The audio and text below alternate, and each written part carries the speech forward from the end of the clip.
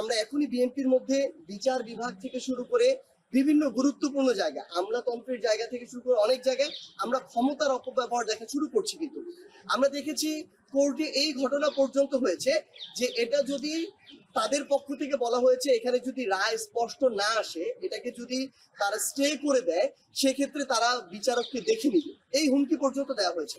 তো এই জিনিসগুলো আমরা কিন্তু আওয়ামী লীগের সময় দেখেছি।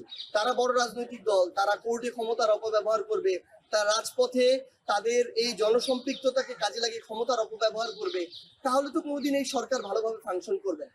সো এখানে বিএনপির নির্বাচন সবচেয়ে গুরুত্বপূর্ণ তাদের কাছে। সো তাদের তাহলে প্রধান উপদেষ্টার সাথে বসে ডিসেম্বর থেকে জুন, তিনি বলছেন তারা ডিসেম্বর বলছেন, কাছাকাছি সময়, স্পষ্ট এই একটা মাসে প্রধান উপদেষ্টার কাছে তাদের মাস চাইতে হবে। এটার জন্য তারা নির্দিষ্ট কোনো একটা দাবিতে যমুনার সামনে চলে আসবে, যমুনাকে ব্লকেট করে রাখবে। আমরা মনে করি এটা অবশ্যই এই যে চেষ্টাটা, এই চেষ্টাটা কখনো ভালো চেষ্টা না, এবং এই চেষ্টাটা আসলে রাষ্ট্রকে ভালোভাবে ফাংশন করতে দেয় না।